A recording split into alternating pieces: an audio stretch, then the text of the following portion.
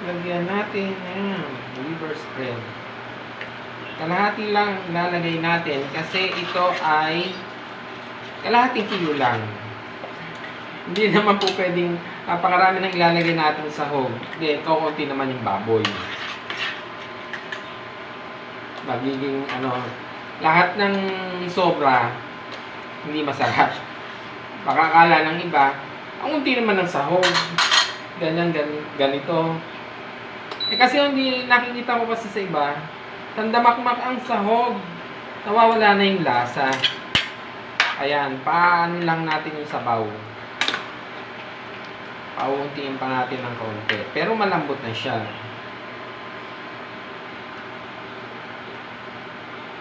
Ginisingan sa sibuyas at kamatis, nilagyan ng tomato paste.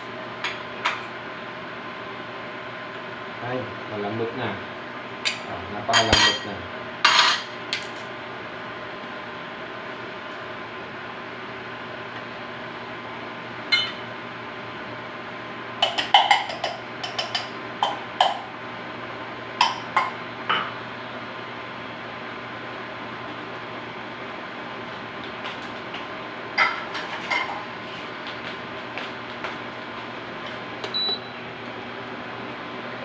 Higahin natin yung sabaw.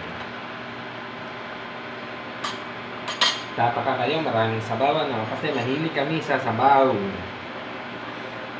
Kapag nauubos ang sabaw, natitira ang laman.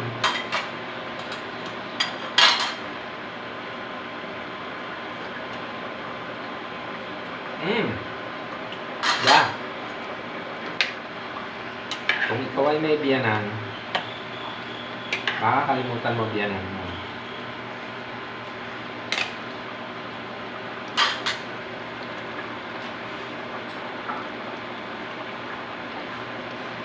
Konting pakulo na lang. Hindi naman natin pwedeng saidin ang sabaw. Dahil ang gusto ng bata ay sabaw.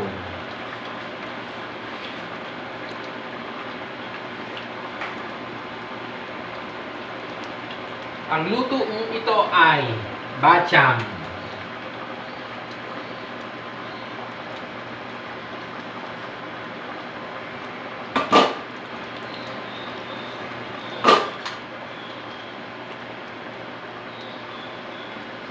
Sarap talaga magluto rito. Hindi siya mainit. Walang init. Hindi siya mainit.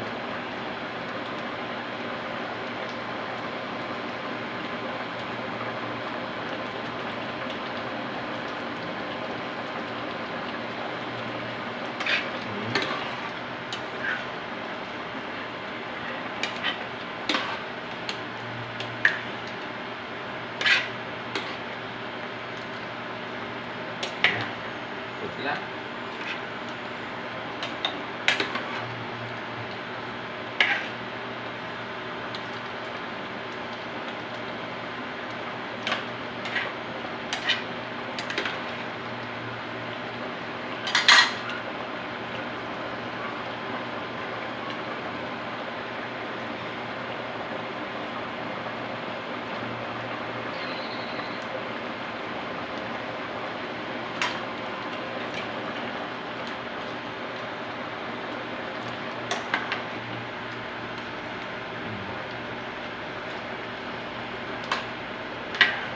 Bahala na yung kakain. Basta ang alam ko, bacham.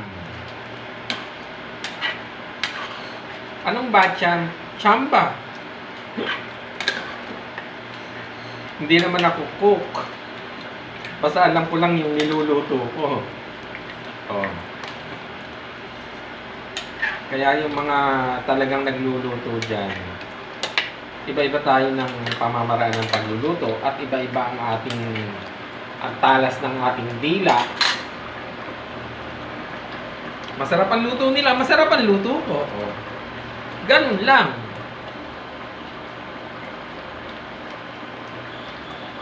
Okay, paubos na ang sabaw, kukunti na ang sabaw. Ang bata ay mahilig sa sabaw. Lalo na yung anak ni Madam. Okay. Close na natin. Ay, magluluto tayo ng alachamba. Butter. Slow. Pasabayin na natin. Oh.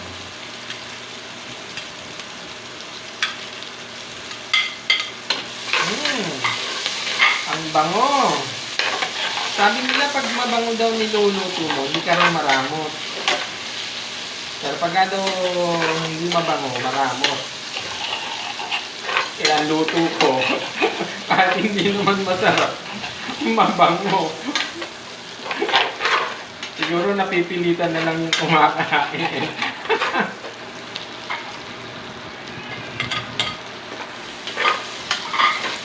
Pero mas maganda yung gisang-gisa yung niluluto.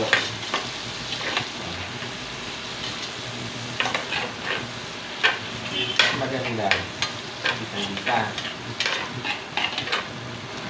Then, pag gisang-gisa na yan,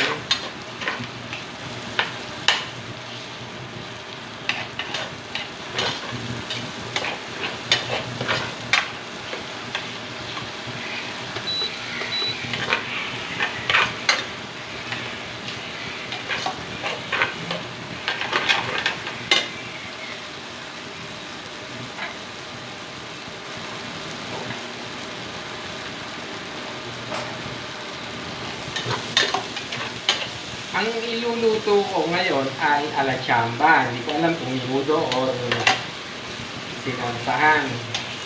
Bahala na yan. Kasi minsan nagluluto ako ng sinarsahan, sabihin minudo. Nagluluto ako ng minudo, sasabihin sinarsahan. E di ano na lang, alachamba na lang. Tapos ito, mapapansin nyo, konti lang ang sahog kasi kakalahating kilo lang naman yan eh.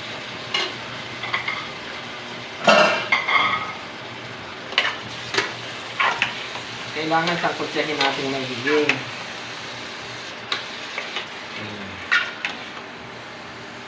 Ganyan.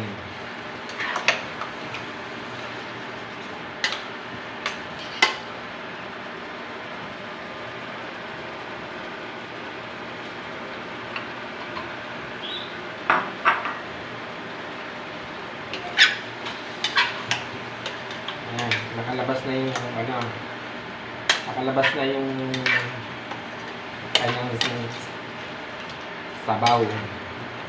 Lagyan na natin ng Del Monte tomato paste.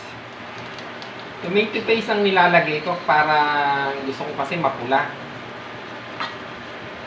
Konti lang kasi maasim din to eh.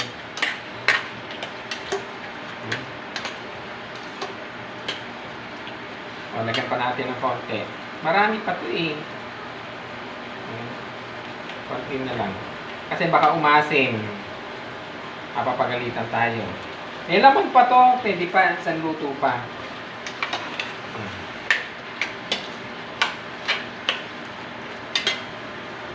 Tapos, meron ako ditong kapirasong keso. Lagyan natin ng keso.